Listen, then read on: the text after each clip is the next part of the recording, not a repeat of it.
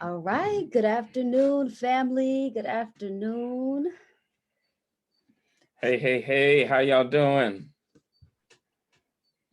How's everybody? Y'all on Zoom can say hello. Come on and greet the saints. Hey, everybody. Y'all come on Zoom. Yeah, Hey. I was gonna Good respond, word. but then I'm like, is she talking to us or are they talking to people on We Facebook? started the community gather, Yeah. and Facebook can't talk back, but Zoom, y'all can be talk back church. That's it. But welcome everyone. I'm gonna invite you, if you wouldn't mind, go ahead and log on to your Facebook and share this to your stream so that those who aren't in Zoom can be a part of today's incredible organizing experience. And we're going to kick it over to Trelenny and Brittany and let you all begin. But welcome. It's Pastor Gabby, Pastor Andrew. Welcome to Organizing 101. Awesome. Thanks, Pastor Gabby. Welcome, everybody, as Pastor Gabby said, to Organizing 101, hosted by DLE. And this training was created by myself, Brittany, and Trelenny, my co-fellow. We're very, very excited to be here today. I wanted to start us off. We've had a very, very tough week, especially when we think about Black lives, brown lives. And even this morning, there's news of another mass shooting. So I wanted us to have a 20-second moment of silence, especially thinking of Dante Wright, who was 20 years old and was slain this week. So if you would just join me for 20 seconds of silence.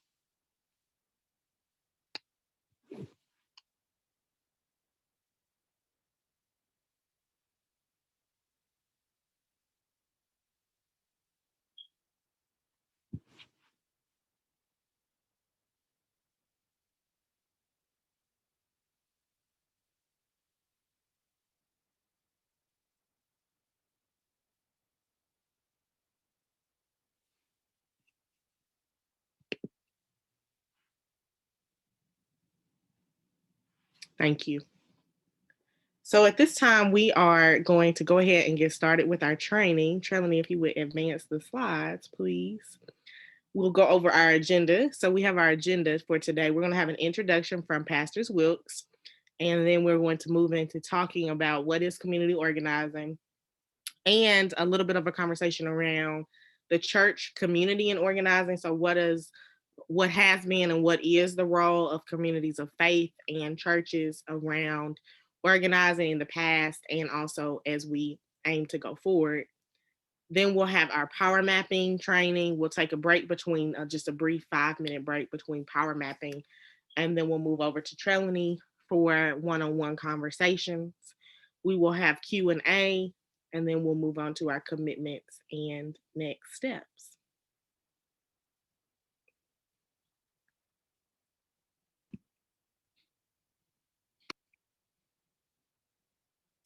First, some housekeeping. We are live streaming this on Facebook. Feel free to use the chat or unmute yourself if you're here on Zoom, but also if you're on Facebook, you can chat if you have questions or comments. We will try, whichever one of us is not presenting, we'll make sure that we are checking for that. You can use the chat at any time. And this is a collaborative presentation. So if you have questions, like I said, feel free to unmute yourself. If you have comments, feel free to participate. We want this to be a space in which we collaborate together. And that is very much the culture we want to create. And then we will have a designated Q&A time. So if there is a more specific or tailored question that you have, feel free to hold it until then, but don't feel like you need to hold it. All right, so we're gonna turn it over to Pastor Gabby and Pastor Andrew for an introduction. Fantastic. All right. Pastor Gabby and I are so excited to have this conversation and this training that Trelenny and Brittany are going to be leading us through. Just want to set a little bit of context for today's training. As you all know, every Sunday we talk about being a Jesus movement for Black lives, and what does it mean to be praying through, endeavoring to try to build an equitable economy for all of God's creation. And so this past January, a step we took towards a congregation-wide conversation there was during a teach-in on economic justice, centered in the works of Reverends Doctors, plural, Reverends Doctors, Carrie Day and Martin Luther King Jr., both of whom have so much to teach us about how we can envision an economy that looks different than capitalism, an economy that's rooted in cooperative economics, which basically means where, you know, folk who do essential work can receive an essential family sustaining wage, where we don't have to worry about having a roof over our heads, with healthcare and seeing your doctor and getting the medicine you need is accessible and within reach of us all, rather than something that may be out of reach if you're in between jobs, let's say. So following the teach-in, we then had a Black Imagination event, and now this training is really positioning us to go towards an economic justice forum, where we can try to breathe some more life into what that agenda might look like, in concert with other folks who are already working on these issues. And so Trelenny and Brittany are going to give us the crash course, the equipping, the inspiration, all of that we need to get there. Absolutely. And just want to also let you all know, for those who are in the Zoom, for those who are on Facebook, our desire for this organizing event, this training event, is to begin to give our congregation the tools that we need for each and every one of you to feel empowered to do the work of justice and liberation, both as a congregation, but then also individually, right? So the work of justice, it really, as we get into some of the tools that are going to be shared today, it can be honed into whatever field you're in, right? Whether you're a teacher, whether you are any field that you are in, there are ways in which these tools and skill sets can be utilized, where you can begin to see impact. And one of the reasons why we wanted to start with the training is because we don't want to take for granted that this is work that folks already know how to do. And even if you've done it before, it's that kind of work that you never really know, did I do it right? Is there a right or wrong way to do this? So this is kind of trying to put some hands and feet around the mission and vision statement that we speak about every Sunday. And so we want you to have your questions ready. There's no such thing as an inappropriate question. Ask away. And we want you to feel really like you're with your family, learning some new skill sets, so that we can keep doing this work of justice, but do it from a place of understanding. The last thing I will say, in the way that we started with holding silence, is that we have been bombarded by headlines this week that have broken our hearts, and for some of us, it's broken our spirits. And I want you to know that this is not an answer to what's going on, but it is a tool and a skill set to help us respond to the types of injustices that we continue to see in our nation, in a way that is coordinated, in a way that is sustainable, in a way that you can take a break from this work and come back and it'll be right back there waiting for you, right? And so also consider this as one of the many ways that you can imagine how we respond to so many injustices happening against Black and brown bodies in our nation. So with that, welcome. This is the beginning, really not the beginning, it is the continuation of work we began in 2021, of trying to get more involved with the how. How do we bring the mission and vision to life? And we're so excited to have these incredible fellows leading us today. So with that, we turn it back over to the two of you. Awesome. Thank you, Pastor Andrew and Pastor Gabby. I know, so Trelenny and I, we wanted to take a moment to introduce ourselves before we hopped in and really talked about what is community organizing. And so I'll go first and then I'll toss it to Trelenny for a minute. I'm Brittany Paschall. I am actually a native of Nashville, Tennessee, where I was born and raised and where I live and do my work now. And I started being a community organizer when I was in my teen years. I was probably about 15 when I organized my first campaign, and it was around affordable housing and really looking at how Nashville was going to progress over the next 20 years. It's called the Nashville Next Plan, and it's actually a plan that's in action right now. But I had colleagues also organizing around transit. So I started with very much civic organizing, and I grew up at a Black church that was very, very conservative and traditional. That's actually in 37208, which, if you don't know anything about 37208, it's the country's most amount of people are incarcerated in that zip code. They come from 37208, and we did nothing for that community. We did no outreach initiatives. We drove in from all parts of town. We worshiped for an hour and we went home. And I soon came to a point where I was either not going to be a person of faith, or my faith was going to have to live up to the commitments I had around justice and morality and the work I was doing in the community. And so I always say I found Jesus in the movement, and because that's where I actually met the liberating, life-focused, and by life, actual meeting people's needs focused Christ that I follow today, was through community organizing. I have organized with a variety of organizations. I was in undergraduate school when Mike Brown was killed. I've been in undergrad for about 20 days when he was shot and killed in Ferguson. And so I was involved with the movement for Black Lives throughout my undergraduate career. I organized now with Black Lives Matter Nashville, but also ran one of the most important campaigns for clemency for a young woman named Centoya Brown, that resulted in our governor.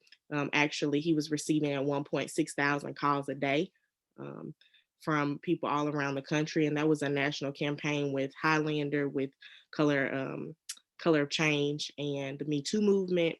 And I say all that to say I've done a variety of movement work. I recently found kind of my niche in doing movement chaplaincy work. So primarily, more than frontline organizing, I do community care, and I work with Faith Matters Network as a community care chaplain. And we support people on the front lines of all types of movement. We provide before care and after care, and just really try to accompany them from a spiritual place. And I got into that work just after being on the front lines myself for a long time, and just seeing some of the diverse ways that we have to support activists and organizers. So this is a little bit about who I am, and I'm so excited to be here with you all, and I will toss it to Trelenny.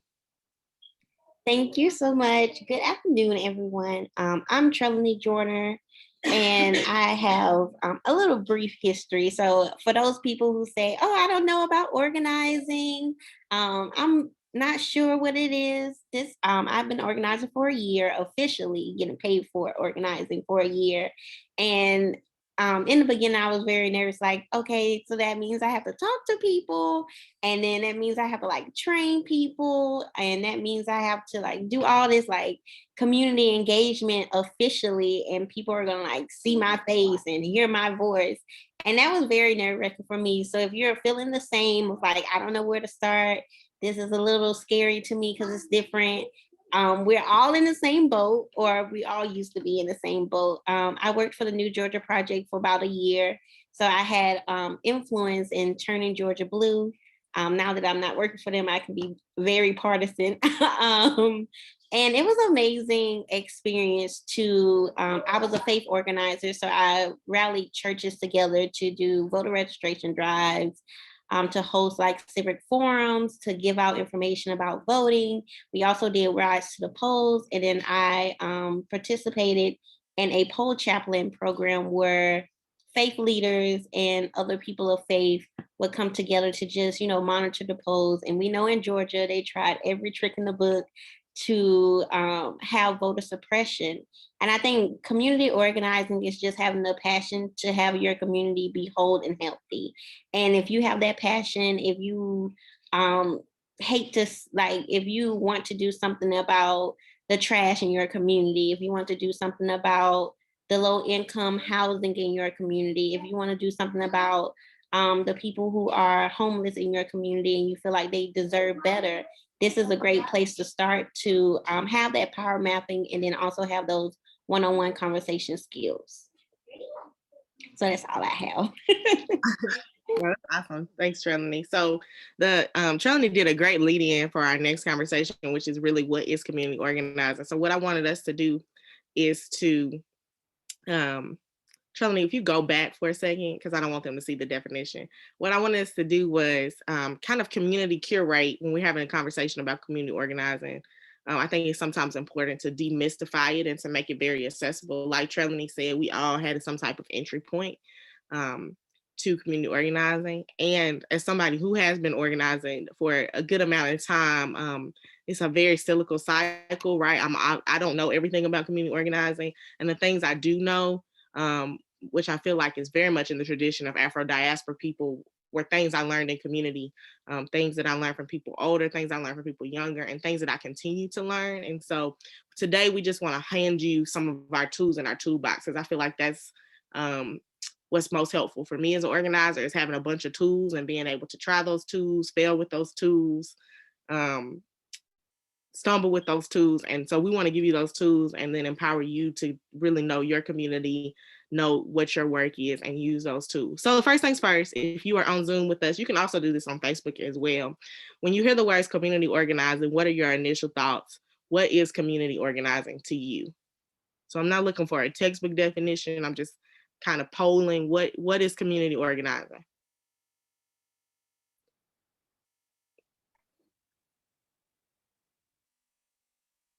Shanae from Zoom says mobilizing for collective change. I love that, Shanae. Thank you for getting us started. What else? I think also educating people and neighbors. Yes, educating people and neighbors. Awesome. Education is a big part of community organizing, right? Like giving people the resources that they need, even educationally. Like, awesome. I love that. Ken from the chat says showing up to convene and to make space for active listening. I love that. Thank you, Ken. Using our resources to edify our community from Afia. Thank you, Afia. Trelenny, gathering your community and its resources. Awesome, awesome, awesome. All right, Trelenny, we can go ahead and look at that definition. Thank y'all for participating in that. So this is a textbook definition of community organizing. It's one of my favorites. I'll read it to you. It's from a work actually by some folks that have a paper on community organizing, and they work out of the Center for Community Change. And I definitely will provide this resource and all our resources we use today after. We'll make those available for you all. But they say that community organizing is the process of building power through involving a constituency in identifying problems they share and the solutions to those problems that they desire. Identifying the people and structures that can make those solutions possible. Enlisting those targets in the effort through negotiation and using confrontation and pressure when needed. And building an institution that is democratically controlled by that constituency that can develop the capacity to take on further problems and that embodies the will and the power of that consistency. So this is a lot of words for what y'all said in the chat, right?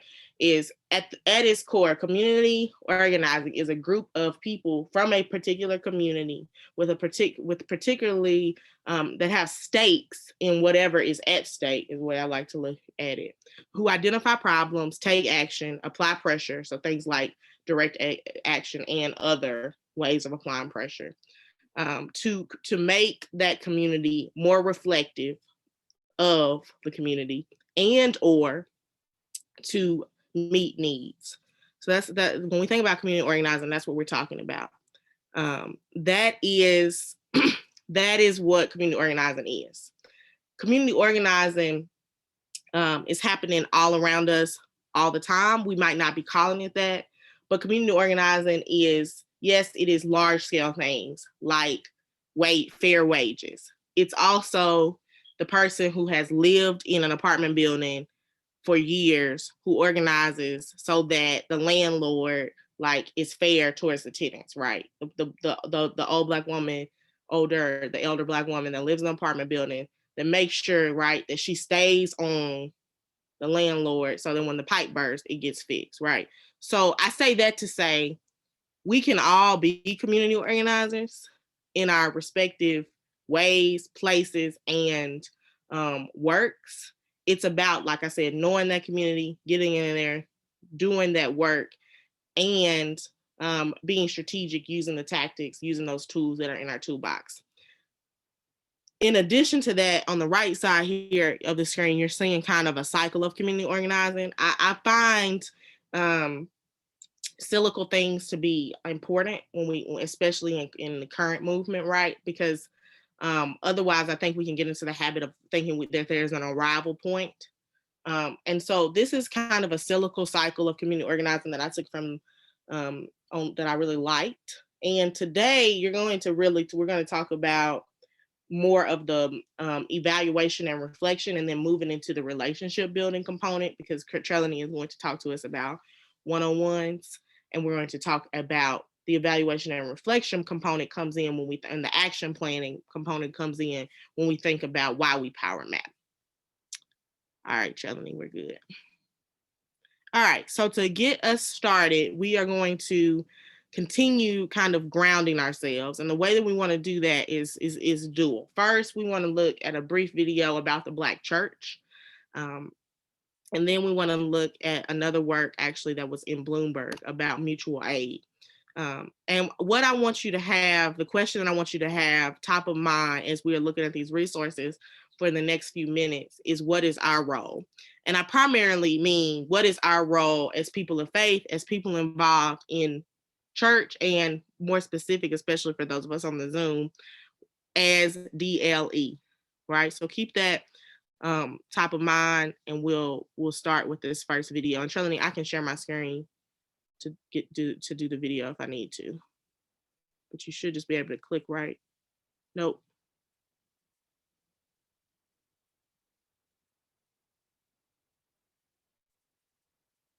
It's actually not. I don't think it's that one. That's not the right link, Trelenny. Sorry.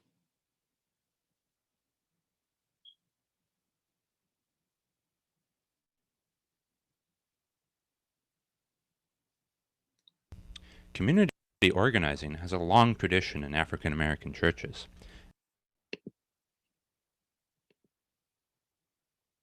I got it, Trelenny.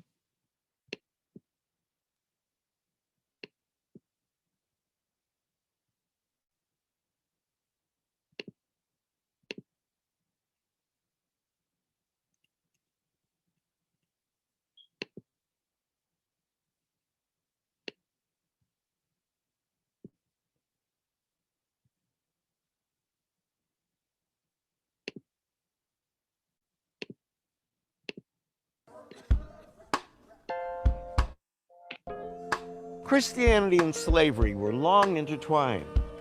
While masters believed that their religion could be used to pacify their slaves, African Americans transformed Christianity and created a new culture that would serve as the foundation of their freedom struggle. The oldest independent African-American denomination is the African Methodist Episcopal Church, founded in Philadelphia in 1794 by Richard Allen, the formerly enslaved Black man who purchased his own freedom. Black religious leaders such as Reverend Allen took a strong abolitionist stance, even helping slaves escape through the Underground Railroad. During the Civil War, some served as army chaplains. And once the war ended, many mobilized Black political participation. Some even held public office. The Black church provided leadership opportunities for men and women who, by and large, were in subservient positions in the workforce. And so all of these preachers doing work in the Black church have been critical to giving Black people a space to envision that a different world is possible.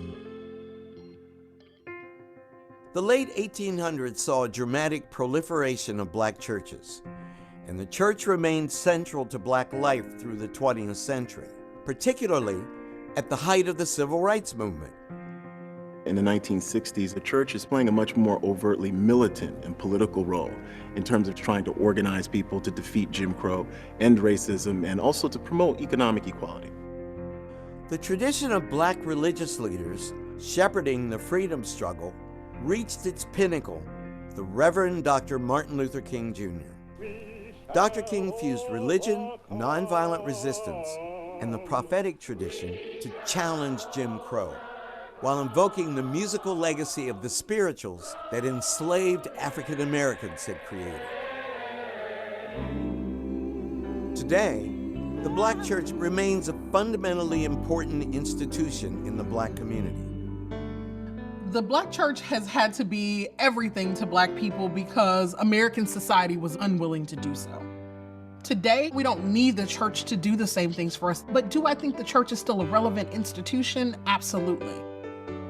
It is the place that you can come and rebuild your spirit after you deal with the spiritual assault on Black life that many African Americans experience because of enduring histories of racism and discrimination.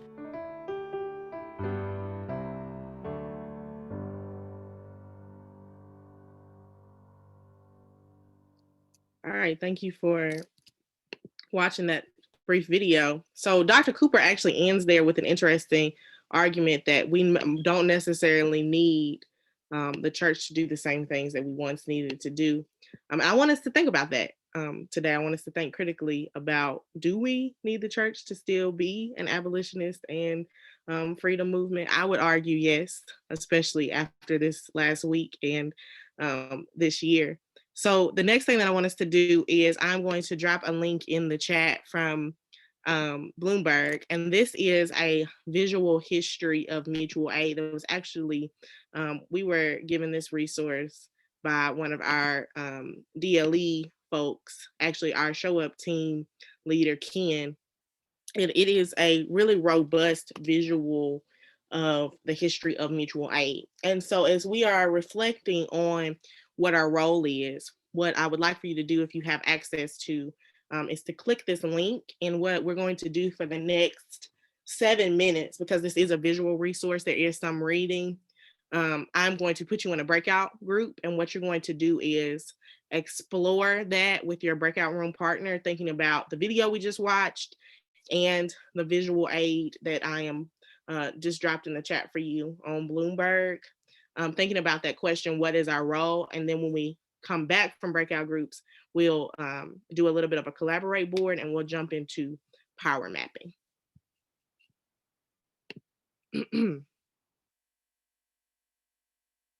For those of you all that are on Facebook, we'll also drop that link in the comments in case you would like to check that out with us as well.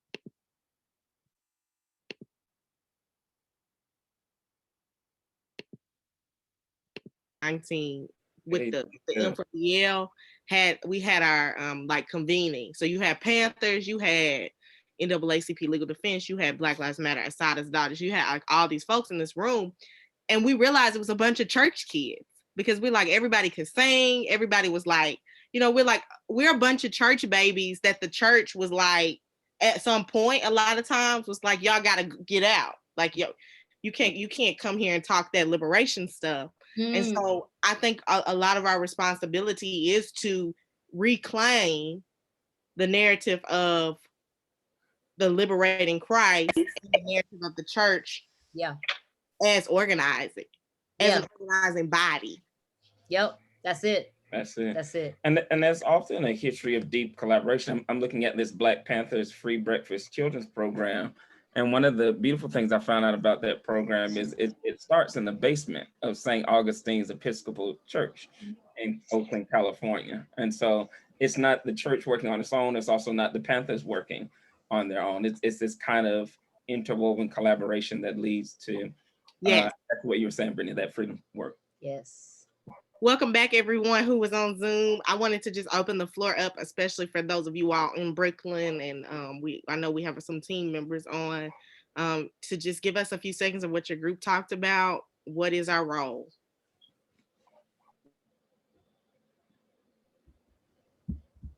I can go first. Yeah, so I would say some of the themes that came up for us, one of them was that the Black church may not have one singular role altogether, because different churches might have different churches might have different focuses, right? So some churches might be focused more on, let's say, housing security or food insecurity, right, through food pantries and things like that. Whereas other churches might be focused on queer rights or focused on different things that they kind of feel called to. So we were saying that the Black church is still important and a really integral part of community organizing at large. It just might look different for different churches, and that's okay once we're all kind of working together for that work. And we also talked a little bit about how people might feel a little bit more connected to community organizing work through their church because of their inherent connection to the church, right? It feels like a family, it feels like friends, it feels familiar to them. So they're more willing to do some of this work or to really galvanize toward this cause because they're doing it in a place that feels safe in a lot of ways. So I think that sums up a lot of what we were talking about. If I missed anything, Trelenny and Shanae, you can jump in. No, that was perfect. That summed up everything that we were talking about. I love that. Thank y'all. Did anyone from the other group want to give us a little snippet?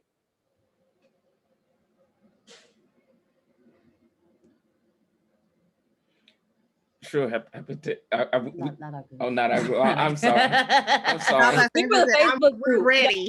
Pastor Gabby hit my hand. Not us.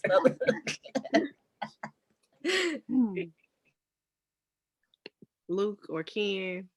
I think and call y'all out. Hey, sorry, my headphones cut out, but I think that a lot of our conversation talked about what is shifting in community and in relationship to the church, and kind of both with changing congregations across demographics.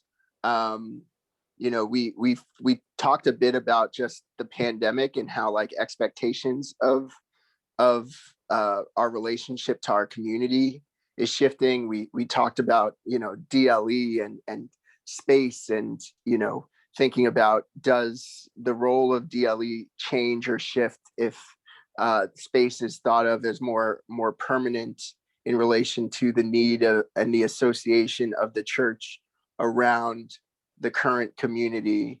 Talked about like some trends with kind of digital usage of the church and kind of pop-up church experiences, and how they may meet a certain need for a certain demographic, but then they may also move communities away if they kind of note the presence of the church, they note more church in the community, but less assistance. We talked about kind of also the role of just capital, and how, when it comes to divesting resources from communities, disproportionately, the short-term need, which is great, is going to rely on kind of the community coordination, the mutual aid.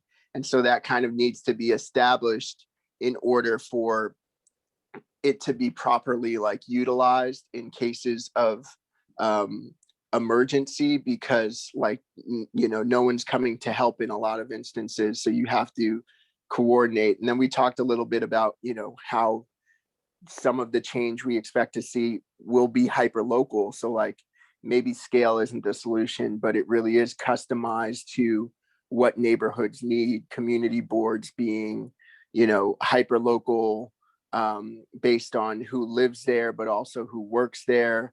And so some of those dynamics for even just elevating what the need is that a mutual aid resource might be able to serve. Yeah, Ken, I think what you said, I think that's so rich. All of that. I think your posit around what happens when there is more church and less assistance, right, is spot on. But also I think that your point around it being hyper local is really, really key, because I think that when we think about power mapping, which is where we're getting ready to move, I think that as specific sometimes, especially around the issue like economic justice, especially with DLE having such a locational focus right now on this economic justice work, I think that is going to be important for it to be really, really local. and definitely want those of you all in Brooklyn to really take the lead as we get ready to move into this power mapping process. So thank you to both groups. Y'all both shared some really rich stuff. And that question of what is our role, I think that's a question, like, as an organizer, that's a question I ask myself all the time, right? That's a question that my organizations ask, like, what is our role? That's not a question that is going to be answered today and then never, we won't have to come back to that. We should always be asking ourselves what our role is. When we show up to an action, we're asking, like, what's our role in this? When a new campaign in our city launches, we should be asking ourselves, like, where are we? What do we have? First of all, should we even be involved in this, or should we just send money, resources, and efforts towards it? Should I be speaking, right? We have to ask ourselves what our role is to have clarity, and so that we can make sure ultimately that the people closest to the issue are being amplified and that their needs are getting met. So I say that just to say, like, keep that question top of mind as you engage in organizing work. I am going to reshare my screen here as we move into a conversation around power mapping. So at the core, power mapping is a visual tool that organizers all over use. Political organizers use this, grassroots organizers use it. It helps us be able to know who we want to influence, how to influence them, and who can do the influencing.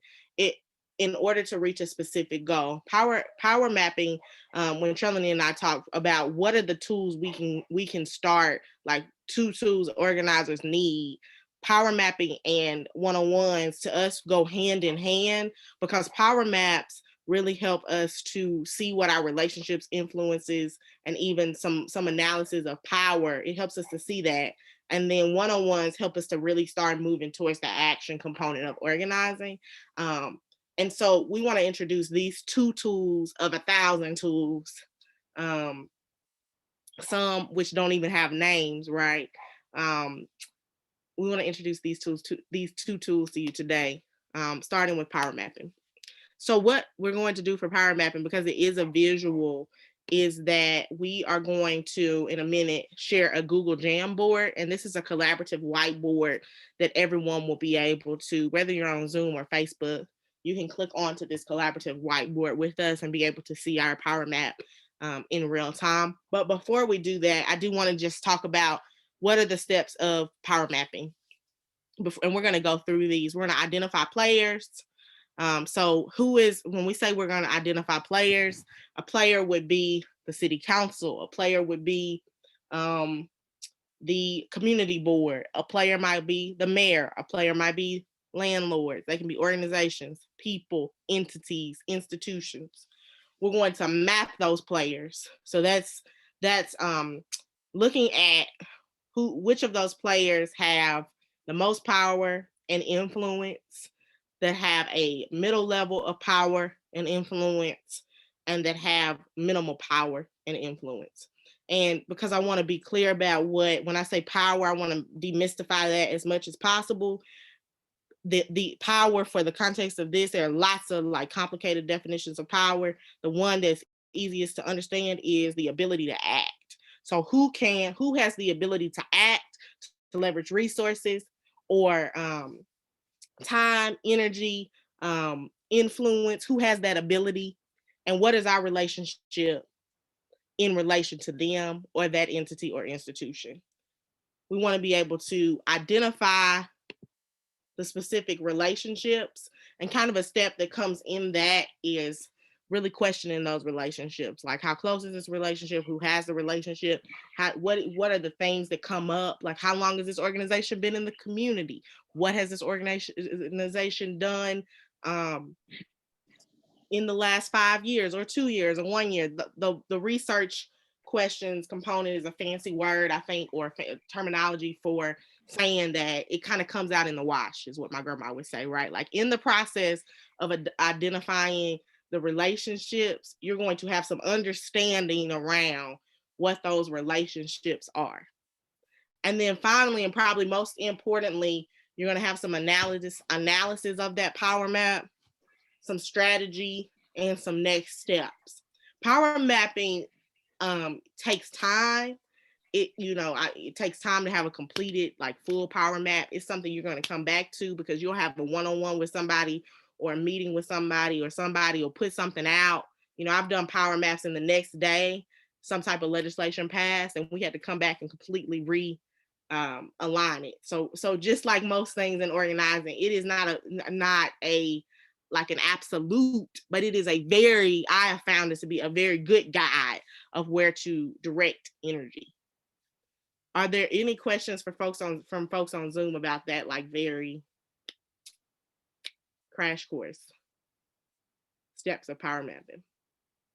Trelenny, you see any in the chat? No, ma'am, there's no questions in the chat. All right. Okay, let's do it. Let's jump in. We're going to jump onto our economic justice power map. And let me send the link to you all in the chat.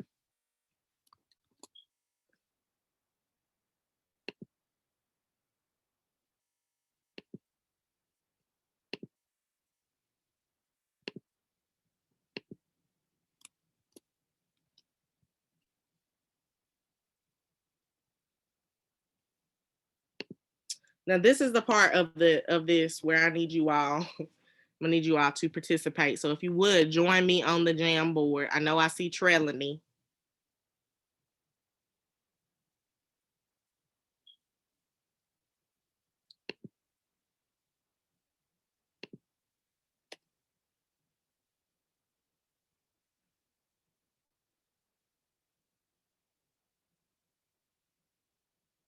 All right, I see an anonymous Manti.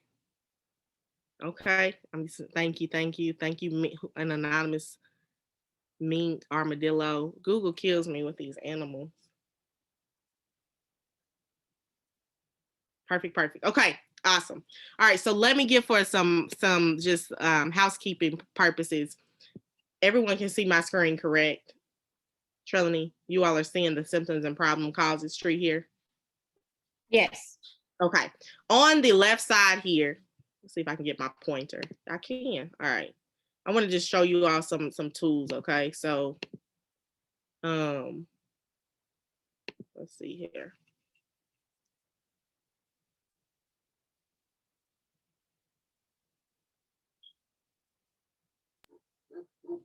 You all should see on the left side, you have your Jamboard tools.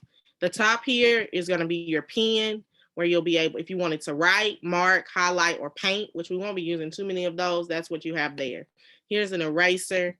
Here you've got your cursor. The one that we're going to be using primarily today, are you're going to have two options. You're going to either be able to use a sticky note or you're going to use a text box. Double click here and you have a sticky note comes up. This is where you'll be able to type. Once you press save, your sticky note appears on the Jamboard and you can drag it to the appropriate point, which I'll give instructions for that. Are there any questions about those tools? Because I want everyone to be able to, the best of their ability, participate. Okay. Can this be done on the phone? I'm multitasking. Can this be done on the phone? Yes. Okay. Yes, you can do it on your phone. Now I don't know what the toolbar looks like, but I know you can do it on the phone. All right, awesome. Okay, so this is not a power map. This is a tree, and y'all are like, why is there a tree? So, because we are the goal of this conversation is to push into the Economic Justice Forum that we are hosting on May 22nd, which we hope to all see you at. Those of you on Facebook and those of you on Zoom, and everybody you invite. We want to have some specific conversations around Brooklyn, around New York, and around economic justice in the city, right? And so this is a tool I use for root cause analysis. And so what we're getting ready to do is what I like to call exploding the issue using a tree. Is I'm actually going to have one of our DLE folks that is actually local to give me a problem related to economic justice that you see the Economic Justice Forum, the work that comes from that addressing, and we're going to actually do a little bit of a root cause analysis before we push into the power map. That said, what is, when we think about economic justice in Brooklyn, in New York City, in the DLE community, what is a major problem that you all see around economic justice?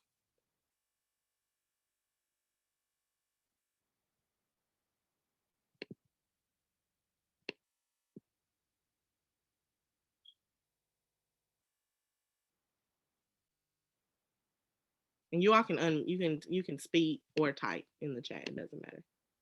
It's say affordable housing. Okay, that's a good one. Was that you, Luke? Yeah. Oh, and Ken. And Ken. Ken typed it too. Okay, awesome. Okay, so affordable housing, because I want you all to see how this tool can work. I'm going to go ahead and. Okay, somebody already did it. Okay, y'all are on it. So housing unaffordability. All right, so what you're going to do is I want you to take 3 minutes and get as many Post-it notes as you can on our tree here. Thinking through, we got our problem. So that's the tree trunk. At the root, what are the root causes of that?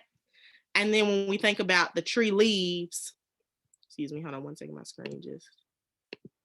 What are the symptoms, right? What are we seeing? How is that the symptoms are like the visible, the leaves, what you see, what blooms, what's happening in DLE's community, in the New York City community, in the Brooklyn community as a result of housing unaffordability.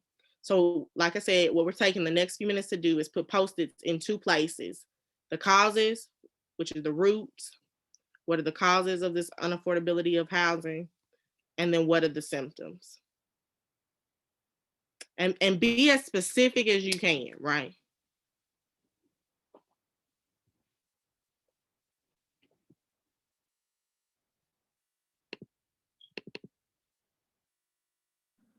Okay, I'm having technical difficulties. So when I click the pen, yes, it gives me a yellow dot. How do I turn the yellow dot into my actually writing something? You're on your phone, right?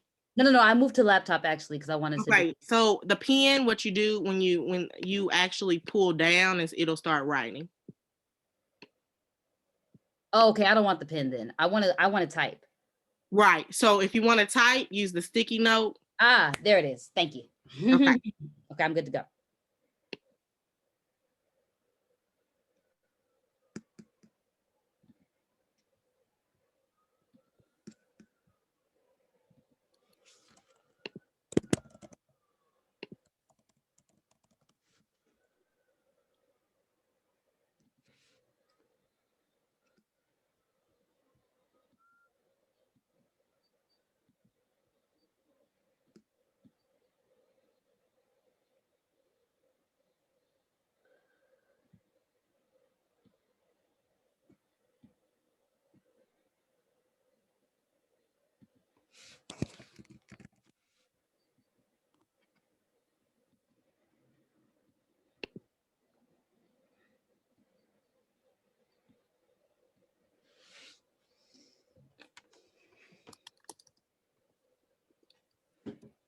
This is cool.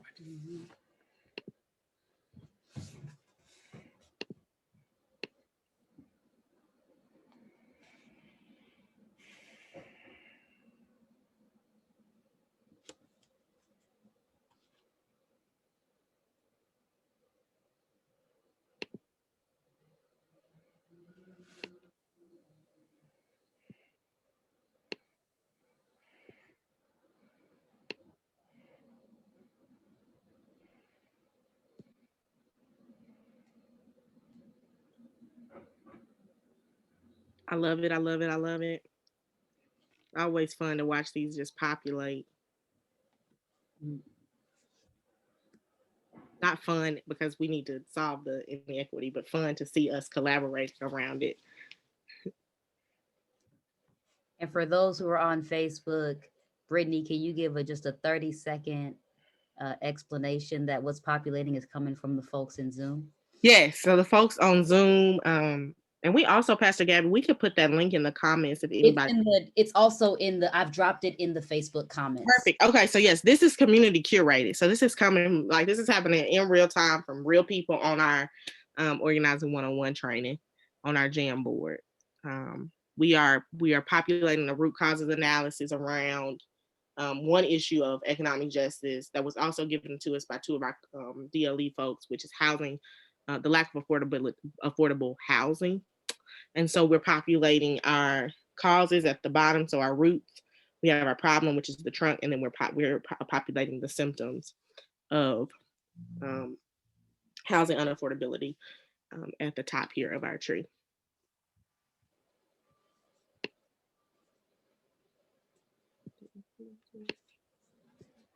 All right, it looks like folks are finished and we're not adding right now. So what I was going to say is just take a few seconds and go and kind of read through the symptoms, the problem, and the causes, focusing really on the problems and on the causes and the symptoms. And if there's anything you would add, go ahead and take a moment to do that. But also read through what other people have commented.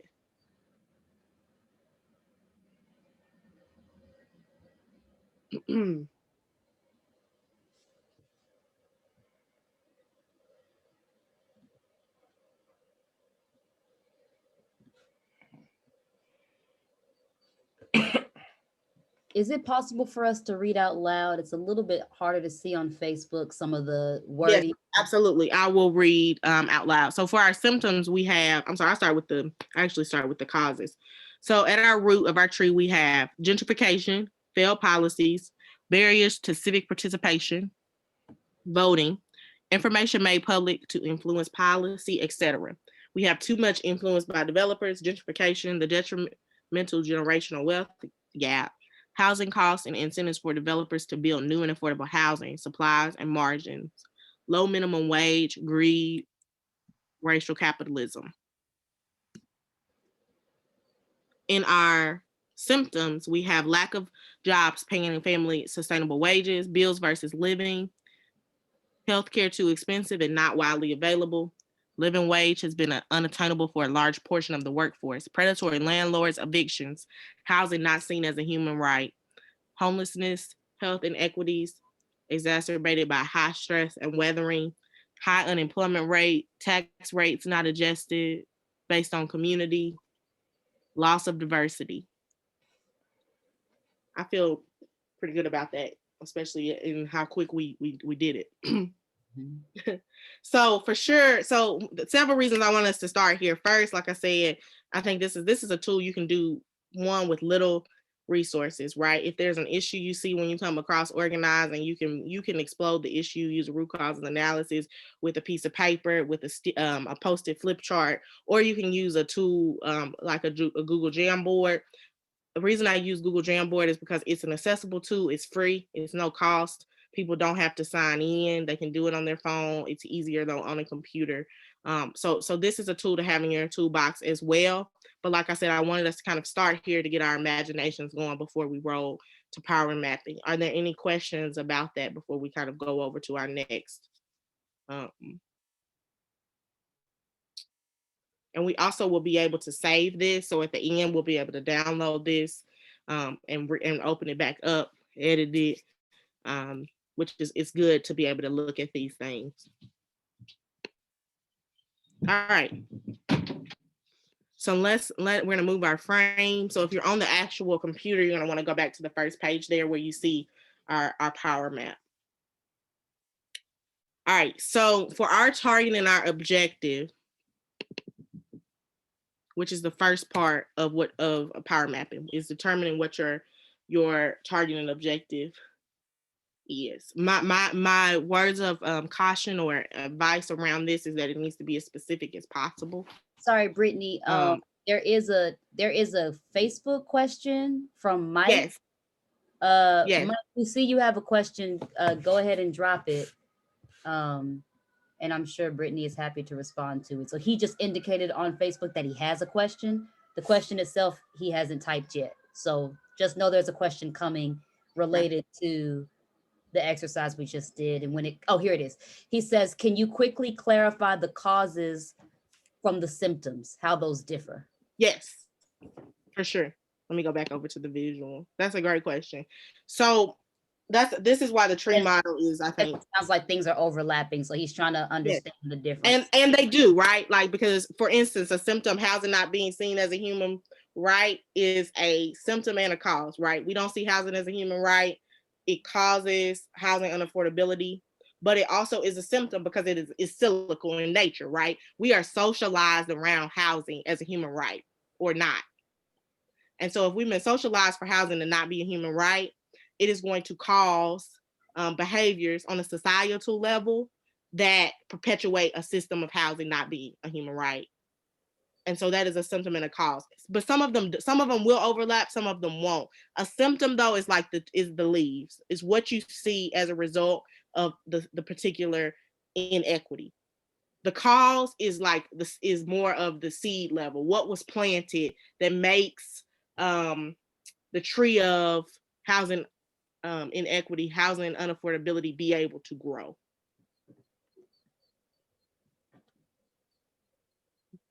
Low minimum wage, gentrification, those are seeds planted that allow the tree of housing unaffordability to grow tall and strong. And that's how we have those leaves that are the symptoms. The symptoms, though, we see that. It's like what we're seeing on a very visceral level. Sometimes we see the causes, but sometimes we don't. They're not as apparent to the natural eye, right? Or as felt, always, as perceivable. Okay. So as we think about our power map, before I turn it over to Trelenny for one-on-ones here, our target and objective is still pretty broad right now because this is the first group conversation that we've had. But the overall objective of the economic justice work at DLE, and I'm going to ask Pastors Gabby and Andrew to confirm this for me. I'm going to word it, and then I want you all to let me know yes or no, just because I want to yield to you all as the folks in that community, would be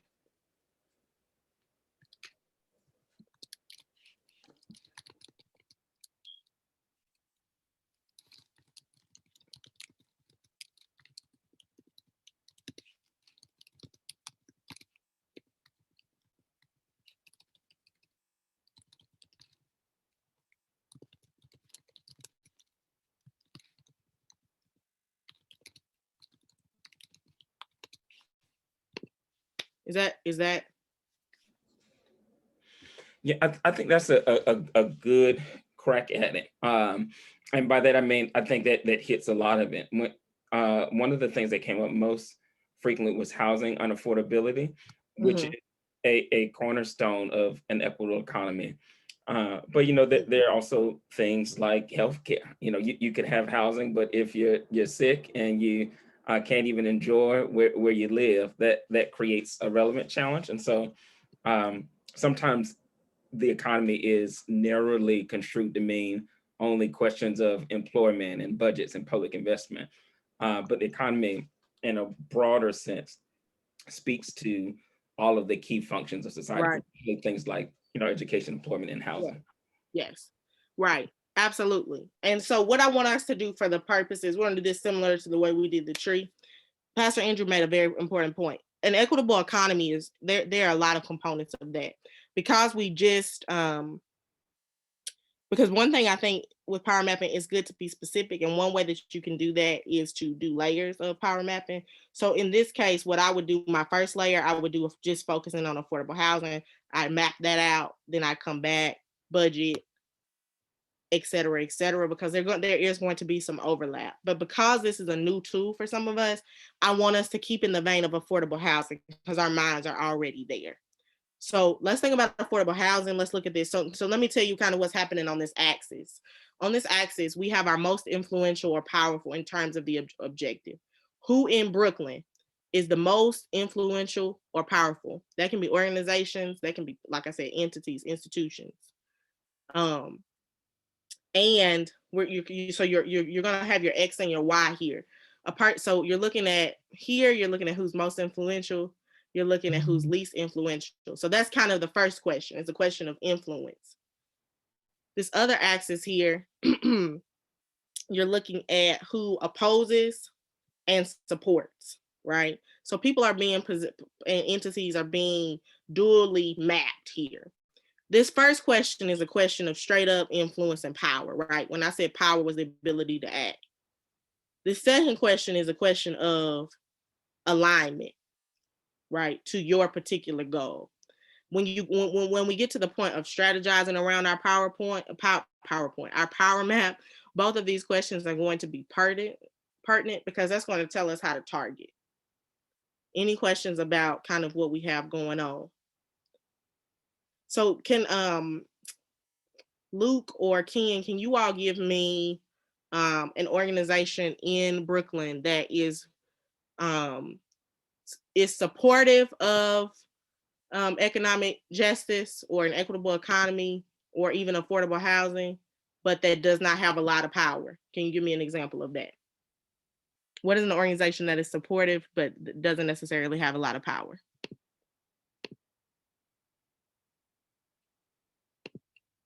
Or anybody on the call can tell me.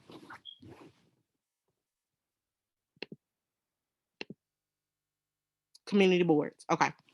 So community boards, Ken said,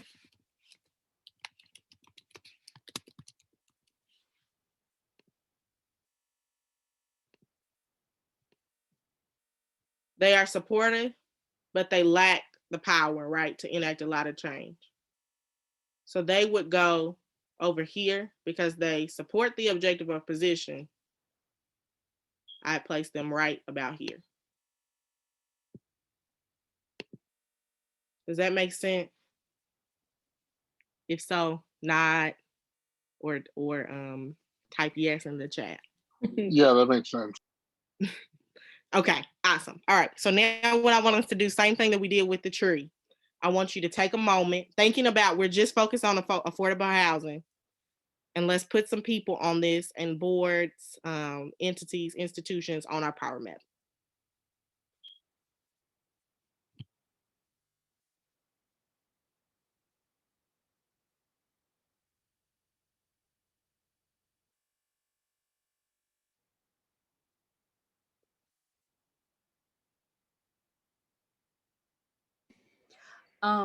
I wanted to just ask, I know this answer, but I'm asking so that the room also knows the answer. Yeah. Ken, would you mind coming off mute because you made a point in the chat that seems relevant? You said because of the teeth, they make recommendations on positions. Can you break down a little bit what you were referring to with community boards and the teeth that they have? Sure, and I apologize for my rogue sticky note that just says I on it. I'm trying to edit it. Are you I was like, who? I was like, on the phone, it's a little trickier, but Right. So community boards are ultimately recommenders, right? I'd say that while they're definitely an entity that gets listened to by design, in part through the mayor. That's why there's a friction usually between the borough presidents and the mayor, because the borough presidents, if it were up to them, would probably bestow more agency to not only make recommendations, but to also be able to kind of have more tools to hold entities accountable. One of the ways that manifests is budget. So, the community board receives discretionary funding through the mayor's office. But beyond that discretionary funding, which cover, in addition to like covering office costs for the staff, which is usually 2 to 3 staff members per community board, there's not a real opportunity to, generate funds to like lobby it for certain positions or to kind of pursue avenues outside of resolutions that they can pass. And also I find that when it comes to benefits that flow into communities, because there's no because of the vehicle structure of community boards, there's no entity that can receive funds, right? So like there's no like friends of the High Line dynamic. Like you kind of need to build that out, because in the actual structure of the community board, there's no way to receive kind of funds that can then be utilized to like be allocated around these positions that a community board might take. I will just add, usually housing and kind of economic development are two of the most active areas of the community board, simply because, there are few things more urgent than how do I make sure I have a roof over my head, and how do I ensure that I can keep food on the table and rent paid. Thank you, Ken, for that context. And two questions that kind of can be helpful as you all are populating our board, right? Is the first question of straight up, are they with us or are they against us? Like, straight up, are they with us or are they against us? Because I kind of think that that's a pertinent question in organizing right now, right? I think that when Black folks are dying the way Black folks are dying in 2021, are you for us or against us? And the second question is, do they have a lot of power or a little bit of power? And influence. And the reason I add influence is because there are situations, especially in organizing, power is important. Hear me say that. Power is absolutely important. And there are situations in organizing where influence will get you in the room. So yeah, are they for us or against us? How much power and or influence do they have?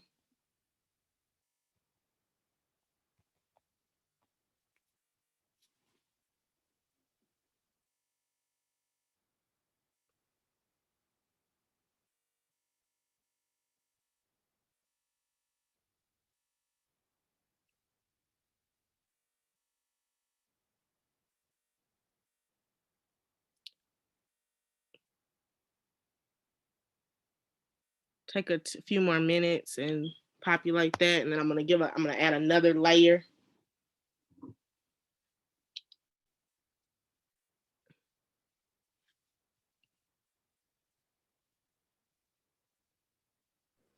While folks are populating, just a reminder to our Facebook community that the link that we have in the chat allows you to also populate to this board. So please feel free to lend your hand to this power mapping exercise.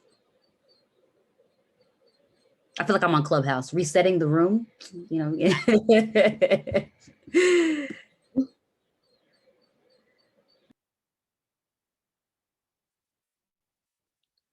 All right, it looks like I'm seeing a little bit of stagnation on here. So I'm gonna give the next step, but wherever you're at is good. Okay. The next step here is going to be where we actually start the mapping. And so for that, what we want to think about is some of these organizations have relationships with each other, right? So not only are they supportive or not supportive, but they're also connected to each other. And so what we want to do now is use the pen tool. And I know you all are like new to Jamboard, so I'm happy to do this. Are there any organizations on this list that are connected to each other? Or entity or overlapping entities?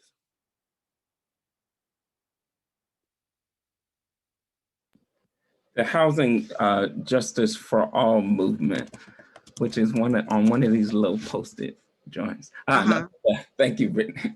They are kind of like an umbrella group for people in the state and to some degree in the city.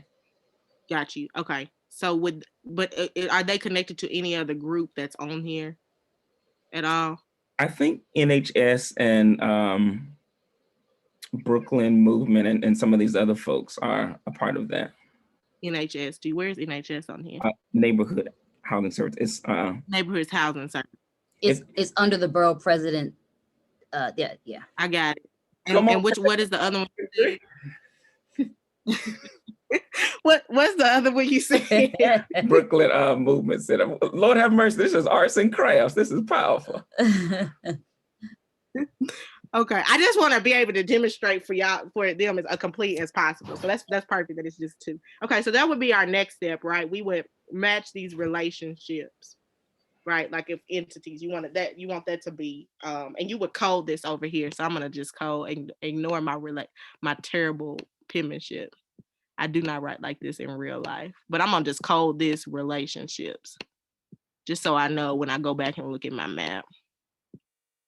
It's hard to write with this pen. I'm impressed because I ain't able. Woo! Okay, yeah. Okay, relationships. Okay, so next thing we're getting on in here. What now? The next and the most important thing, and then I'm handing it to Trelenny, is we want to prioritize the list, right? And so there's a circle tool. If you click on that circle tool, I want you to take a second and I want you to draw circles around individuals or groups that that DLE you think most wants to direct your efforts toward. You're probably going to want to do this in two places.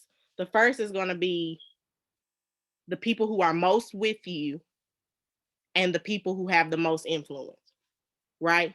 So what I can see, and I'm going to change the color. I'm going to get my circle. People who are most with you. So this homeless population and insecure. Hold on. Okay, no, we're not going to do that. We're going to use this horrible pen again. So I'm going to draw a circle around this because this is, first of all, this is the community part of the community directly affected, but also most with you. It looks like also the local Salvation Armies, community boards, and then tenant orgs would also, and then most influential. So this HPD is up top. What does HPD stand for? Housing Preservation Development. Got you. So these are some super important, right? That's kind of the first targets you want to map, right? Who is most with you, and then who is most influential. The second thing that now this is kind of an optional that some people empower mapping here, right? Some people are like, we need to know who's with us and who has the most power. We also, I believe, you need to know who strongly opposes you, even if you decide you're not going to engage them. I think that's relevant to note that, right? And so for the purposes of this map,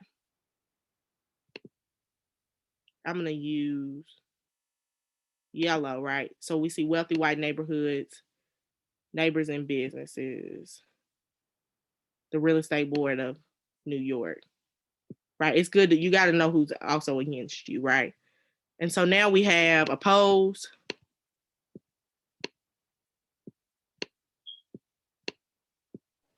You better write. I see you. You getting quick with it. And then we got target on you. Woo, we will be editing this before we put it out publicly. Okay, so our power map is complete. And I know that was a crash course, but I do want to give things over to Trelenny. Are there questions about that? Everybody, let's just take like 15 seconds and look at what we have. And then if there are questions, let me know.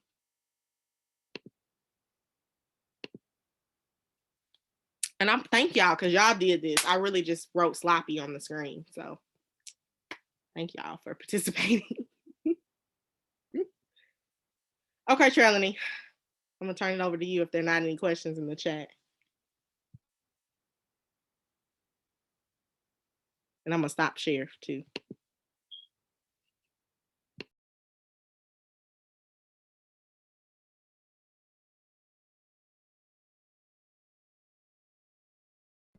And I want to just, as we're shifting to Trelenny, I want to just give y'all like a real big round of applause because you all have a lot of information housed within you. This is a good group. This Zoom and Facebook collab, because I mean, just give yourself credit. You didn't know what topic we were going to be talking about today.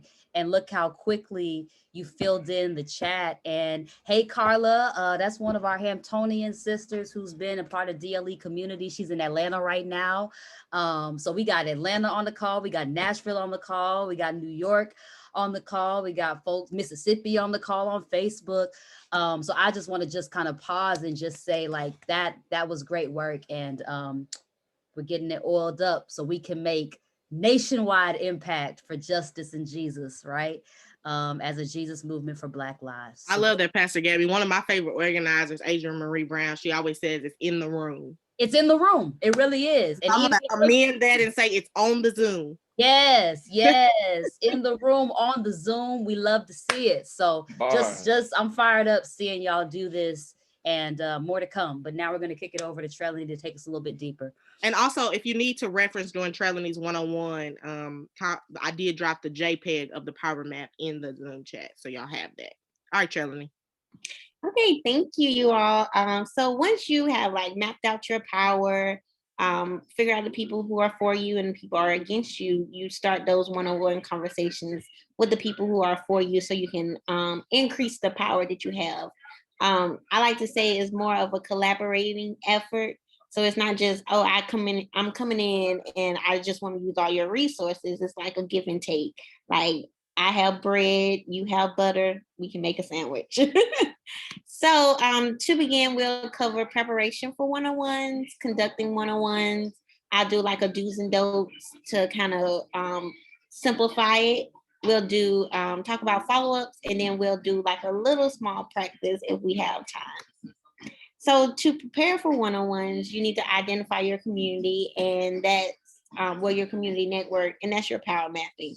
So identifying those people who are for you, like the tenant organizations and the stuff that we put on the power map, but then also like the people who are posting about social justice issues on their social media. So like your mom, your cousin, your friend, someone you went to college with like 8 years ago, and they've been very vocal about social change and wanting to put their feet to the pavement.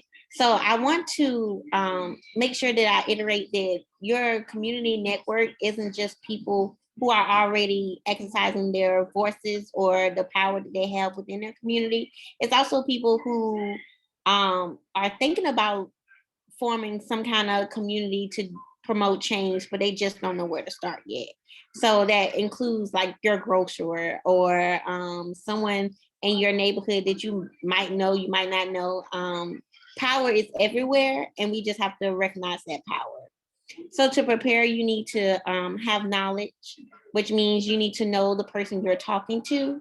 So that's kind of researching them about what do they post on social media. Are they saying Black Lives Matter, or are they saying Blue Lives Matter? So you need to figure out like, are they for you or against you? And that goes with the power mapping. And then you need to inquire, which means you need to kind of establish questions that you might want to ask them about, or inquire about their history with community organizing. And then you want to share. And share means you share your own experiences.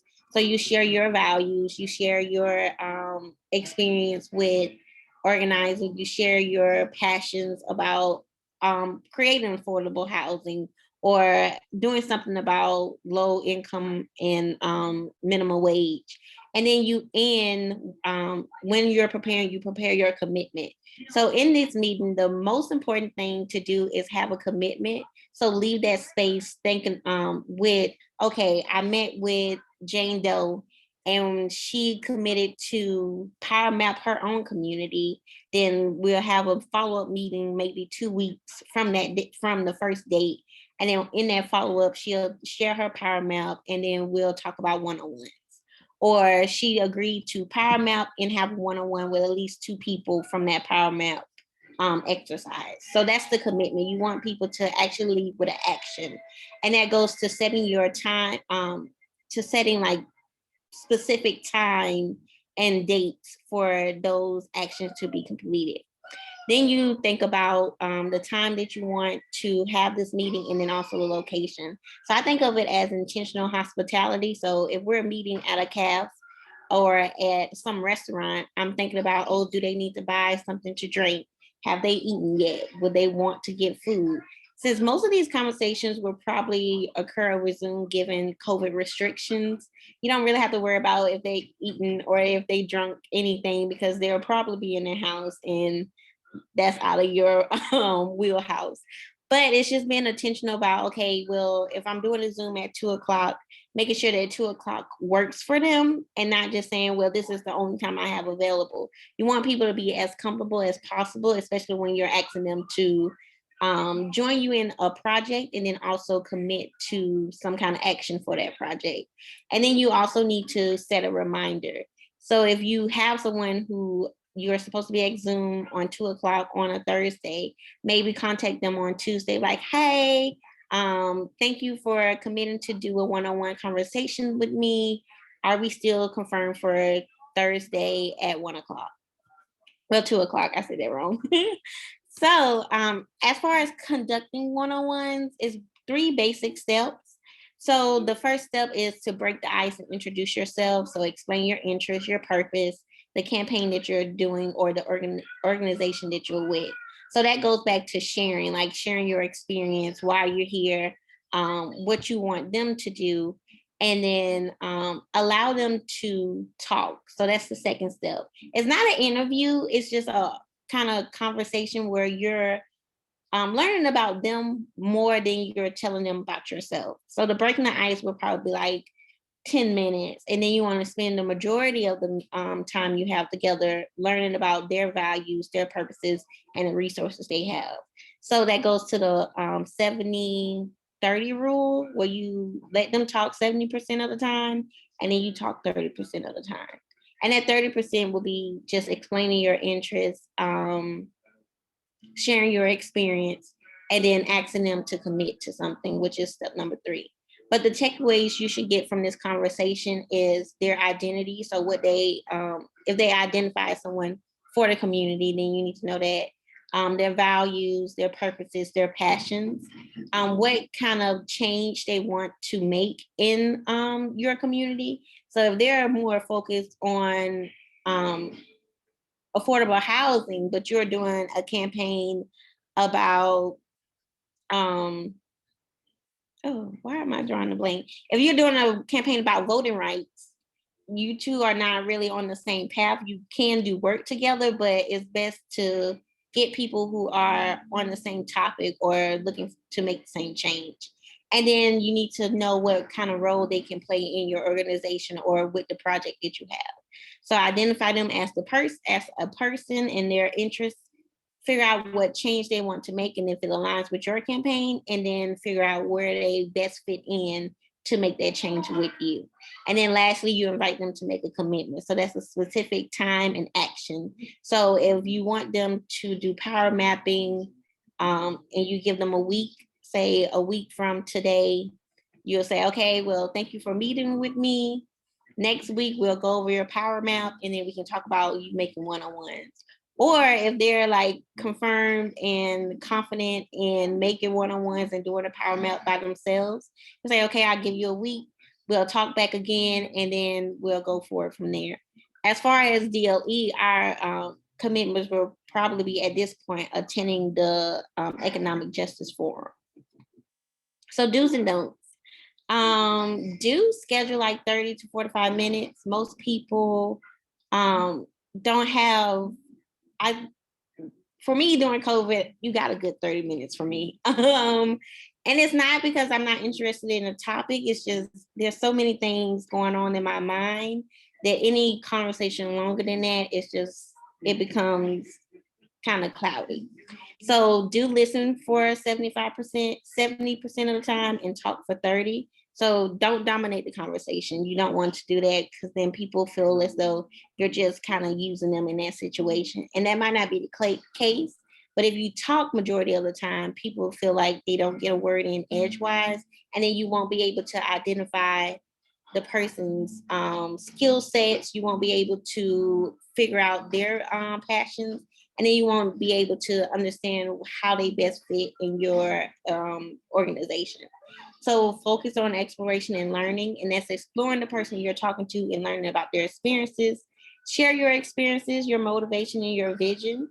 So, and that would be that 30% of the time. And then be clear about next steps. I think as Black people, we love to talk, we love to commune, but most likely after the conversation or a meeting, no one knows what they're doing next. It's just like, oh yeah, it was a great meeting. And then you're like, what did I have to do?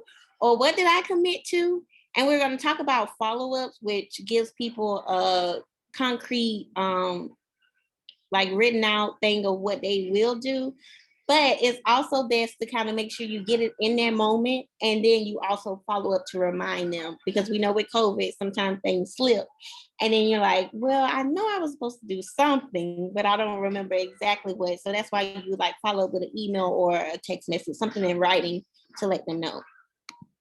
So don't be vague about the purpose or the length of time, because then people are like, well, okay, I wanted to help you for maybe a week or two, but I didn't know it was going to be like 3 months. And then you like, then people are like, well, I mean, I could have helped, but I didn't know. And with COVID and everything else going on, it's best to be very specific. Don't try to persuade them or make sales pitch, or don't like interview them that you're interrogating their lives and everything that they have going on.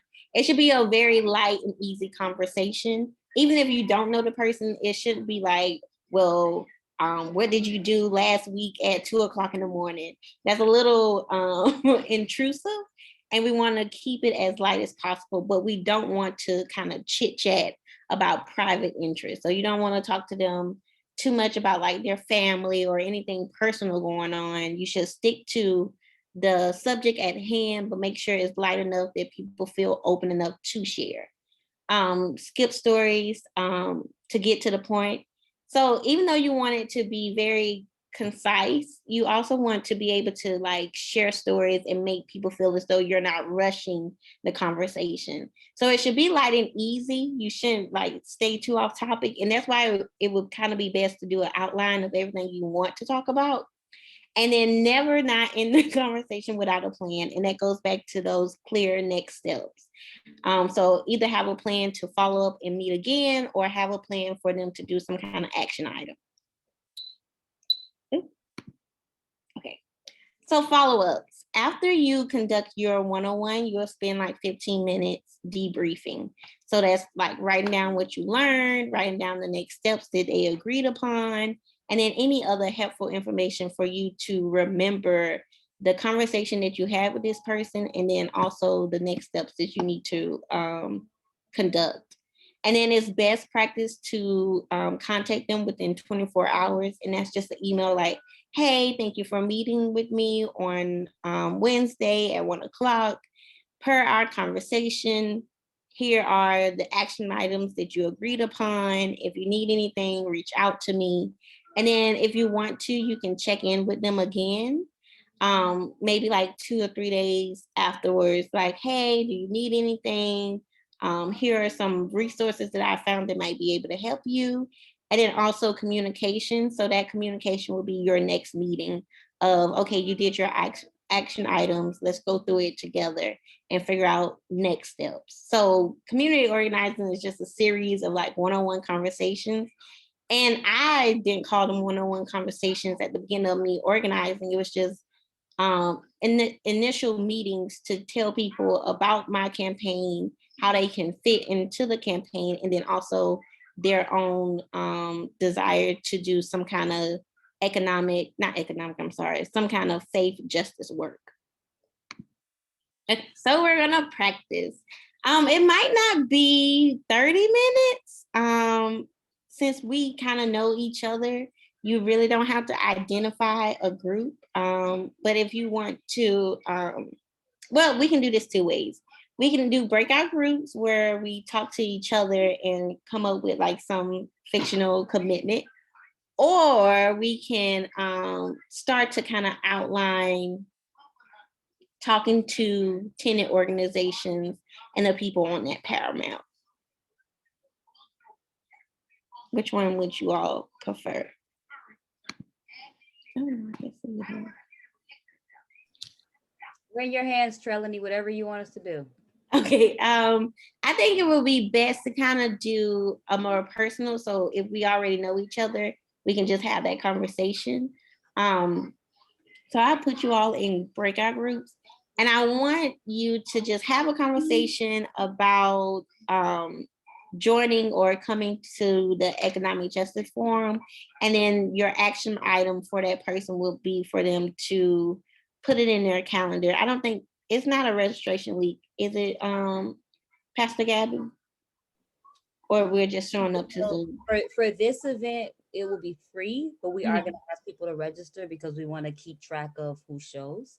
Okay. So it will be a registration event for this event. Okay, so your action item or commitment from that person will be to put it in their calendar, to set a reminder, and then register for the event. So 3 things. Okay, so let me see if I can do this. Where is it? No. Oh, here it is. Okay.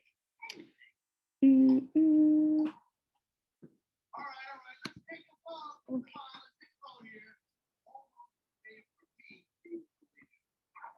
Oh, okay. How many people are on this Zoom?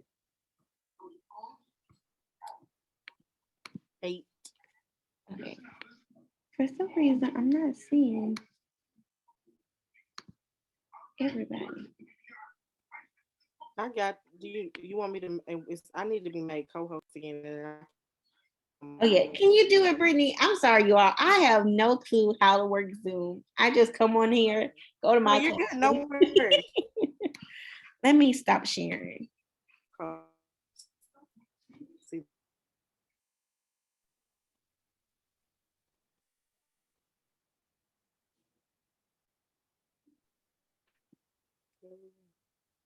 And let me put this in the chat. So.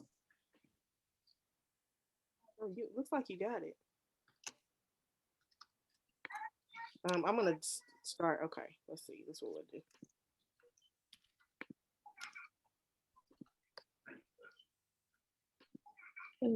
Okay, let's see.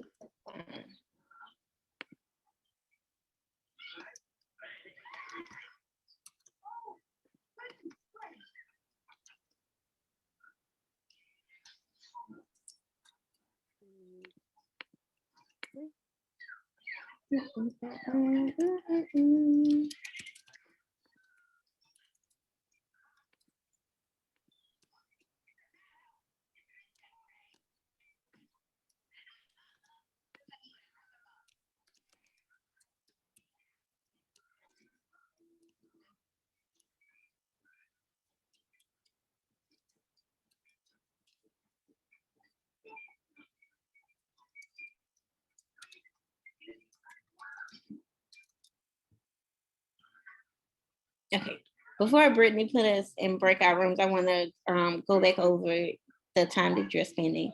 So probably about 10 minutes of this one-on-one conversation. Your commitment is to get them to mark their calendar and register for the forum. And then as takeaways for learning about this person, take away their passion and then their potential role in economic, in helping DLE to become this, to create this equitable economy. So whether they just want to be a church member or if they want to have a more active role, talk to them about what they potentially would like to do as a member of DLE. Are the rooms open?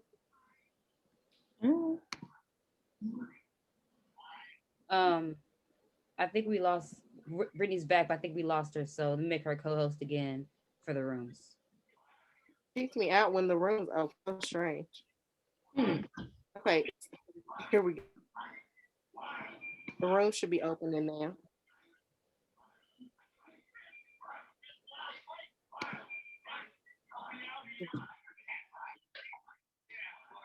Did y'all get an invitation to join the room?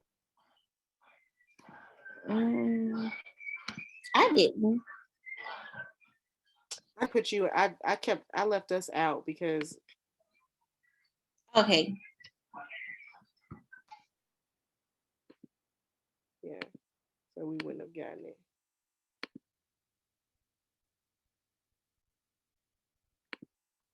Look at sent Trelenny.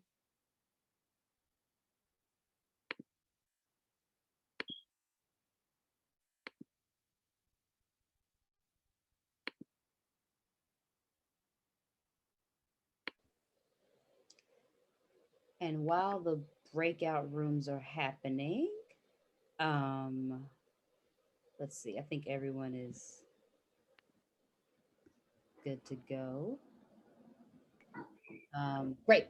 Okay. While the breakout rooms are happening, just for our Facebook group, since we do have the time and we have both of you, maybe we can just share a little bit more about the Economic Justice Forum in general, in terms of people who may be on Facebook, who may be seeing this after the fact. There's some folks who are going to watch this not in real time, either on YouTube or Facebook. And so I just think it might be helpful for those who are watching, for you all to know that these are tools that you can utilize, like even now. Like, you know, there are times where you want to invite people into certain experiences and you may not feel like you have the toolkits before you.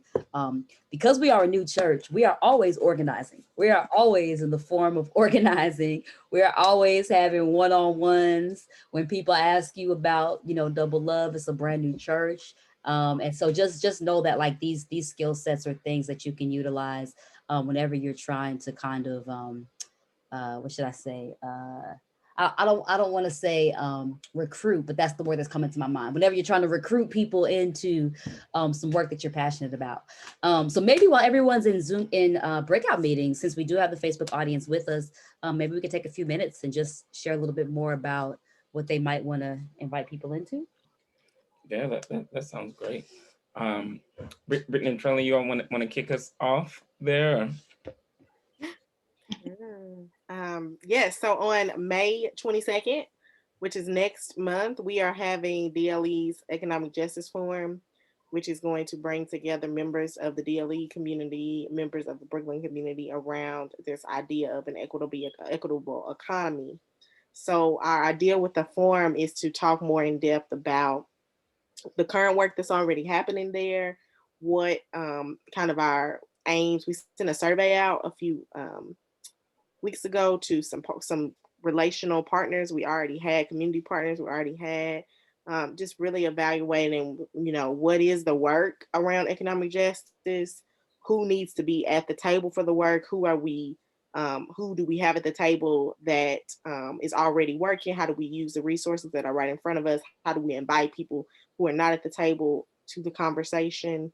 And so the Economic Justice Forum, in my eyes, is really like the more public facing launch of a larger body of work around economic justice that's going to be community curated. And so what we need to invite, the reason we want to invite you into it is because especially if you're in the Brooklyn area, you know who's doing important work around economic justice. And you also know the needs of the community because you are community members. And so we'd love to have you, and we'd love to have the people in your spheres of influence join us so that this can really be a collaborative, community curated initiative. Come on, C's. Come on, all the C's. Come on. Alliteration. That was good. Trelenny, what would you add to that? I would just like to kind of reiterate the community aspect. So we don't want this to be Pastor Gabby, Pastor Andrew solely speaking, giving out information. That's not something we want to do. We want to have this forum will kind of be like a one-on-one conversation where people are coming together. We're identifying our community network, and then we're having conversations about our passions, about what we want to see change in our community. And then we'll leave that forum with concrete next steps of how we can bring about that change, not as individuals, but as a community, as a whole. So working with community organizations, working with people within the community. And when we say people within the community, we mean all people within the community who are willing to help us move forward to promote change. So that's the grocerer, that's like the lady who may babysit your kids on Sunday or Saturday or something like that. So we're looking for all people because we believe power is everywhere. And once we collaborate our voices to promote change, then change will actually come about. Yeah. Yeah. Love it. So well said. So well said. So, this is a really good opportunity for us to even like organize our double love community, right? In ways that like we can see you all do that, doing almost like a power mapping of who we have and all of the many ways that you all are connected to so many different communities, organizations and institutions and just the ways in which we can begin to build that communal, congregational identity of who we are and the work that we want to do in the world. So I don't know how many more minutes we have left for the breakout. How are they doing on time? We have 1 more minute left. Okay. So, okay. Yeah. Great. So we could be guinea pigs. You want to invite me to a one-on-one? I can be your Yes. Happy to do that. One more thing on the forum to share. It's a thing that's come up so far. We deliberately kind of kept it somewhat open-ended for this conversation on economic justice. And it seems like affordable housing has kind of emerged, certainly in this space, as kind of a particular interest of folks. And lamentably, there is no shortage of work to be done on rental and public and affordable home ownership and shelter housing to make sure that that's a reality in Brooklyn in particular, which is the most populous borough in New York City. Yeah. So looking forward to May 22nd. So we're going to do we're going to do the break. So this is what they're doing in the breakout rooms, Facebook. We're going to model it. my. Well, now, Trelenny, you said this is solely public matters, right? We just celebrated our anniversary yesterday, so. Oh, well, listen, whatever topic you want to do, go for it. Don't encourage him, please. We're on Facebook. Invite me to the forum. Hey, Pastor Gabby, how you doing? I'm well. What y'all do over there at Double Love? Well, we Come on. Myself. We're doing work that can't be done unless it's done on a collective basis. I know you are dedicating so much of your research and time to questions of justice, and we're doing an economic justice forum on May 22nd, and would love for you to join. Is that date potentially? Now the church, just like a fundraiser for y'all to raise money or something? I don't. What you mean by economic justice? I know y'all knew or whatever, but what y'all want? Some money from me? What y'all want? There's no money. We're not gonna pass a plate around. Okay. We want you to be present because you probably noticed that in our communities, a lot of the cranes that are going up are building condos and apartments that are not affordable for our people. Yes. And so we want to have a conversation to talk about how we can preserve what affordable housing is there, how we can create more of it. Okay. And whatever other economic justice concerns you may have. No, that's actually good. My nephew does some of that work. Can he come? Your nephew can come. Awesome. And your nephew can bring your nephew's best friend or whatever that they can come to. Okay. Each one can bring one. Okay. So when is it? It's going to be on May 22nd from 10 a.m. to 1 p.m. You can save the date on your calendar. We're envisioning the format to potentially be, like some working sessions so people can talk to each other and not people just being talked at, so that those who are aware of problems in our communities, which is all of us to some extent. One of our Ministerial Fellows likes to say that there's power everywhere. So if we can just recognize the power, we can solve the issues that we're facing. I love it. I'll be there. All right. See you there. And sing. That was great. I would just say ask her more questions. So once you led into you say that she's like someone who is vocal about injustices. So you can ask her, or as you said, like you see the cranes and they're making these skyscrapers, you can ask her, how do you feel about these changes in your community? What would you like to see? Like we know creating new housing is good, but would you rather see that housing for people who are kind of in the lower income bracket, Or would you rather see that housing for people who don't probably need that housing and they're just trying to find like a condo in the city?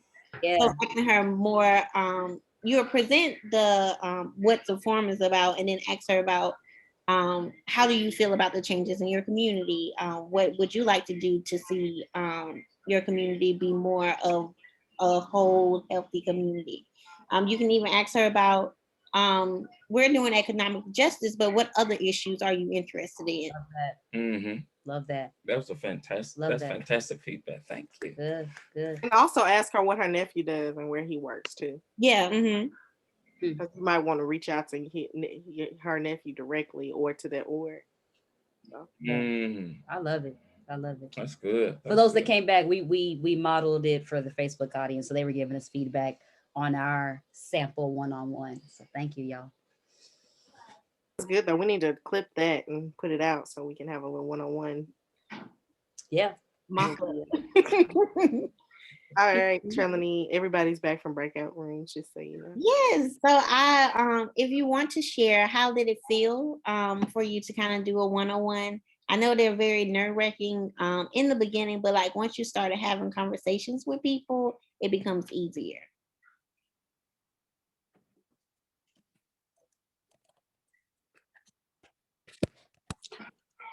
I'll go. It felt good to catch up with Miss Ashley Brown of DLE, and to really just talk about kind of some of the need for conversations on economic justice, the kind of moment in time we're at, where a lot of our society is being stretched. It went a little bit into mayoral politics and some of the potential dangers posed by certain candidates. Straight up, I threw out Andrew Yang's name, and like who may be endorsing them and what it means at a time like this with the deficit, you know, including MTA budgets being hovering around 30 billion, like what that means to make sure that we close that deficit gap so we can be in a position to support the community resources that we need. Ashley shared her perspective as a teacher and kind of the ebb and flow of the essentiality of teachers during this time of the pandemic and how necessary they've been in moments, and then how, you know, anti-teacher sentiment has arisen through some folks like that mayoral candidate, and just what the kind of implications are for where we go from here and how we do that together, and then the opportunity cost of time, and who's expected to do the heavy lifting of the repairing of our communities. That's great. And I will say, learning that she's a teacher, that opens another resource of like teacher unions, and maybe she has teachers in her school who are also interested in economic justice. So not only will she go back to the teachers that she knows, but you can also reach out to other teachers and figure out, well, I know one teacher has the passion or the will to kind of make changes for economic justice, maybe other teachers as well. Because we know teaching is a very important profession, but they're not often paid the money that they need to sustain their lifestyle where they're teaching the future generation. So thank you for sharing. Okay, I think we're going to start wrapping things up. So I'll present back the PowerPoint, and we only have one more slide to go. Okay, so here we are. So viewing this training as a one-on-one conversation of us talking and learning each other's interests. Okay, can't say that word. Learning each other's passions and values, and how we may be potentially working towards economic justice together. Here are the commitments. Identify/paramount your community network. Invite your community network to the Economic Justice Forum, which is May 22nd, and then also attend that forum on May 22nd for next steps. And those next steps will be like contacting this person or contacting that person. Or you might have to redo your power map once you see the people who are at the forum that you might not have considered putting on your map before. So those are my commitments. I hope everyone, say a silent yes to those commitments. We would love to see you at the Economic Justice Forum on May 22nd. If you can come, also invite a friend and tell that friend to invite a friend and tell that friend to invite their friend or their family member who might be interested in hearing about economic justice. And then I'll pass it over to the pastors. Definitely want to give just a huge note of gratitude to our fellows for an excellent time of education, of training, of making it plain so that folks can get involved. Definitely just, for those of you who are still with us on Zoom, go ahead and just drop some love in the chat. On Facebook, you all can do the same. And just know that this is work that, we wanted to train our own first. We wanted to see what was kind of in our collective Zoom room first, so that we can then go out into our personal networks and bring other folks into this very necessary conversation. So you've heard us say it several times, but please put May 22nd on your calendar. And our hope is that between now and May 22nd, you will use some of these tools that you have learned today. And the reason why I said, Carla, that I wanted you in a small group is because this Economic Justice Forum, though we are going to be centering New York issues because we're a New York church, it is open to all. And these are tools that you can use in the community that you find yourself in. And I think that's really important, especially for folks in our demographic who move around a lot. Right? We're not always tied to the same community for decades. Sometimes we move around because of work or life or what have you. And so these are skill sets that will carry, that will help you get acclimated when you move into a new city. You can power map. When you move into a new city, you can figure out how to do one-on-one communication. And as Brittany and Trelenny shared, these are just two tools of many, right? And so definitely want to salute Ken Miles, who's on the call, who leads our show up team. And we are really trying to build out the base of this work so that we can do this in an ongoing way. So I want to thank you all for really in-depth, incredible training. It's one that if we weren't in a pandemic, we would have done it in person on whiteboards and all of that. But I think for us to have done it on Zoom, they did a phenomenal job. The Jam board was incredible for us to feel like we were in that Zoom room together. I don't know about y'all, but I really appreciated that pedagogy. And so between now and May 22nd, we want you to have these kinds of conversations around economic justice, around issues of us being an equitable economy for all God's creation, which we say every Sunday in church. This is going to be that space where we figure out what that means. It is a working group space, so we will be doing more of this. It's going to be 3 hours instead of 2, so we'll have even more time. And so if there are folks that you know that are advocates for economic equality, right? Advocates for better housing, advocates for other work, invite them into the space too, so that we can enhance that wisdom of the room, so to speak, right? If there are other churches that you know are doing this work, invite them. This is not a, you got to be a DLE member or you can't come. This is literally the work of organizing. One of our other team members, Stephanie, asked us in our team meeting last week, she said, do folks have to be Christian to be involved in this space? No. They can come into this work. We do this work from a faith-based lens because we believe this is the work that Christ would be doing if Christ were physically walking the earth.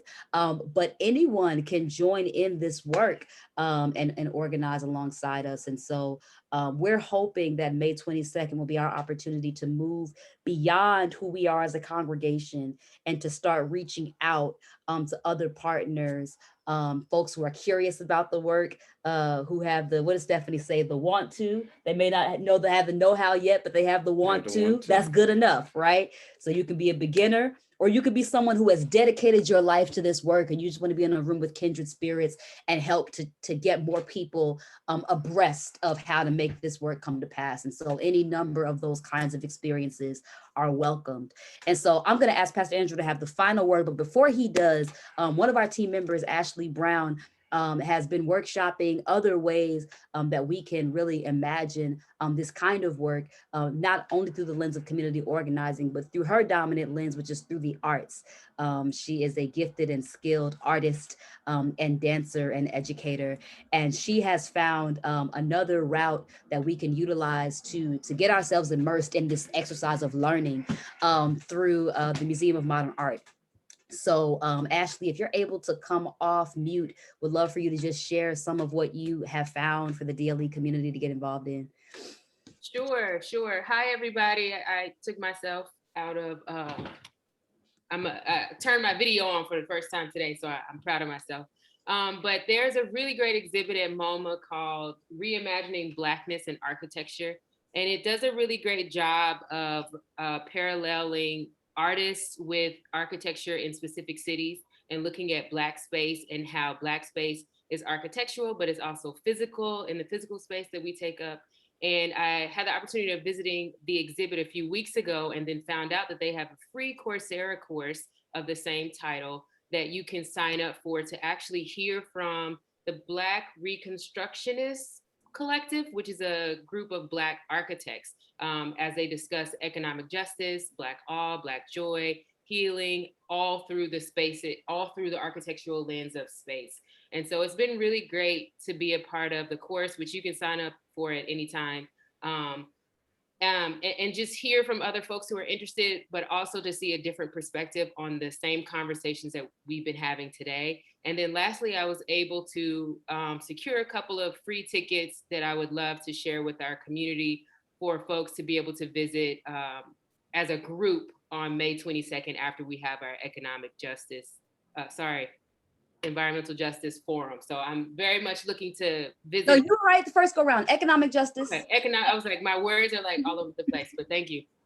So looking for us to visit as a group, non-group, because we can't be a group, but we'll be there at the same time, to visit the exhibit together and see the amazing work that these artists have come up with. And it's a beautiful and amazing interactive exhibition. Awesome. Thank you, Ashley. And so Brittany and Trelenny will be gathering the resources from today, and it will live on our News You Can Use page on our website. And so with that, we'll also drop the link for the Coursera course that Ashley's referring to, as well as the exhibit. Trelenny, look, these are our follow-ups. So we're doing what you said. We got follow-ups, we got dates. So, we're trying to learn here. And so with that, we'd love for Pastor Andrew for you to just kind of ground us and close us out. Absolutely. Did not our hearts burn as Trelenny and Brittany, in a very real sense, broke the bread of life to help us think through how power mapping and doing one-on-ones can help us make abundant life more of a reality. All those things that we put on the tree in terms of problems and causes and symptoms can help us figure out how our road together can create and steward economic justice, and similarly having one-on-one conversations, the do's and the don'ts, the deep humanity and relational touch that Trelenny has called us to, can make sure that we're doing this work in a participatory way. Pastor Gavin and I really appreciate the role that the church has as an entity among other entities, a polycentric view of justice, where there's multiple centers of folks moving to make justice a reality, rather than a church-centric vision of justice, where the church is seen as the only institution doing the work. And so excited to make that happen together. For the forum itself, it's going to be on May 22nd from 10 a.m. to 1 p.m. So those are the three blocks. That's before most brunch times, or if you need to bring whatever brunch-esque things you want to have at the forum, that could work too. Hybridity is a thing. Our hope is to have, if we could stretch to get maybe 50 folks or so there. I think that's something that we could do if we each, in light of the commitments that Trelenny mentioned, do 1 to 3 one-on-ones between all of us, because again, this is an economy that concerns each of us and not just any one of us separately. And it may be that housing may be a particular front door or point of entry for folks. Gentrification and concerns about eviction and difficulties paying rent and mortgage, those often come up in a lot of conversations around New York City. So that may be one thing among others that's a part of this kind of economic justice forum. One final piece I'll share, and then we can all kind of pray out and go forth together. In terms of what the forum can help us accomplish, Brittany made a really great point about it, kind of helping to allude to initiate some kind of larger body of work. There's a citywide elections that are taking place. New mayor, borough presidents are running, a good percentage of the city council is running. This is the first time we'll have ranked choice voting. And so as we think together about an economic justice agenda, it can help us figure out how that can pour into the respective, voting choices that we're all making. But then there are also other ways to participate for justice beyond the electoral. And so as we think about lobbying and legislative dimensions and all of the kinds of work that Brittany and Trelenny have equipped us to do, we're excited about doing that together. So we look forward to seeing you all. Maybe each one invite 3. If that's language that folks can remember, each one invite 3. Let's close out in a word of prayer together. Good and gracious God, we thank you for calling us to what Christ calls the weightier matters of the law. And among those are named mercy, faithfulness, and also justice. So God, we thank you for what our eyes have seen, what our ears have heard, what we have all learned in terms of how our conversations and analysis and discussions can lead towards economic justice. We thank you for the incredible giftedness and anointing and expertise of Brittany Paschall and Trelenny Joiner, our Ministerial Fellows. Bless them for how they poured out. Bless us all as we continue not only to work towards economic justice, but give us strength, nurse us, and protect us as each of us ourselves are dealing with some of the fallout for what it means to live in a city, in a country, in a creation that's too often battered and beleaguered by economic injustice and racial capitalism and all kinds of powers and principalities that stop us from having what you intend and desire for us to have, God. So help us to use the power that we have, the collective wisdom in the room, and that of others yet to be in the room, to move towards a fair, just, and equitable economy for all of your creation. In Christ's name we pray, amen. Amen. God bless you all. Thank you God so bless much. y'all. Thank you so much. And take some rest, eat some brunch, and then come to church virtually at 5 o'clock. Amen. All right. God bless you all. Take care.